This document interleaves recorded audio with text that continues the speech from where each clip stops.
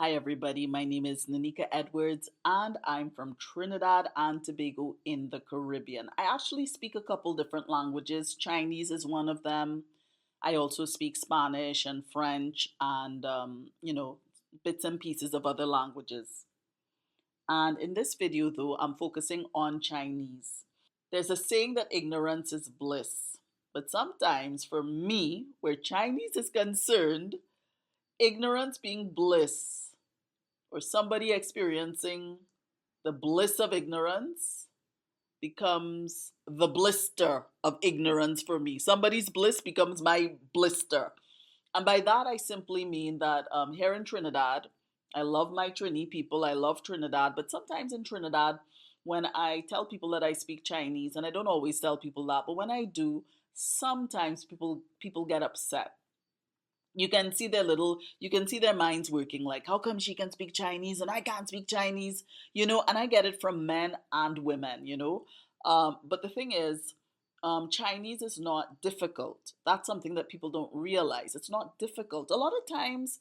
Whether something is difficult or not really depends on how it's taught, how it's taught. And I don't think there's really anything that's really difficult to learn here on planet Earth. A lot depends on how something is taught. And the way that I teach Chinese really makes Chinese very easy to learn. I started off talking about ignorance being bliss and bliss being my blister and all of this stuff. But truly, um, first of all, Chinese is not difficult, and second of all, if somebody has an issue with me learning Chinese, I think the more constructive way to deal with that is to just have a friendly conversation with me and say, I would love to learn Chinese. Can you teach me? I really admire that you can do that, and I would love to learn. Could you teach me? And I'd say, sure, this is my price, this is the cost, this is how much I charge for my classes, and sure, I'd be happy to teach you, which I am. I'm happy to share my knowledge with people. All right, so anyway, in this video, what I would like to focus on is the writing, because I know that the writing is a sticking point for a lot of people. The reason why a lot of people are afraid of Chinese is because the writing looks very daunting. It looks like it's from another galaxy, not just another planet, but another galaxy, right? But the writing actually is not that difficult. Now, one of the things that makes the writing doable are some elements that are sometimes included in the words called radicals. Radical means root. And many words in Chinese have radicals. And once you can recognize the radicals, it makes reading and deciphering the script a lot easier.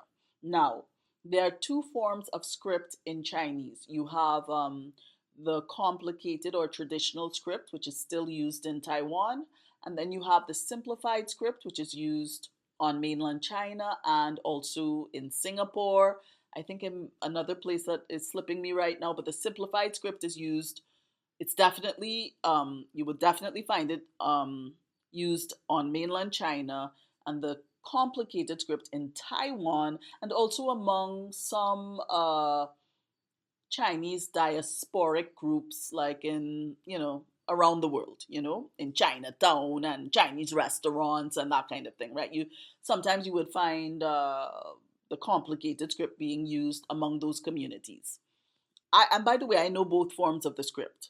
Um, and if you would like, you can look at the video. You can refer to the video series on my YouTube channel, Big People Talk, this channel, where I explain the ins and outs of Chinese to some extent. It's called All About Chinese or About Chinese or something like that. You can find it in the playlist of my YouTube channel, Big People Talk. Perspective is everything. I think having perspective can help people feel less intimidated by Chinese. So you can think of the script. So you have these radicals, right? And for the and you have different numbers depending on the script that you're dealing with. So for the traditional script, the more complicated script, interestingly enough, you have a shorter list of radicals to learn. There are 214. And for the simplified script, you have a slightly longer list to learn. It's 227.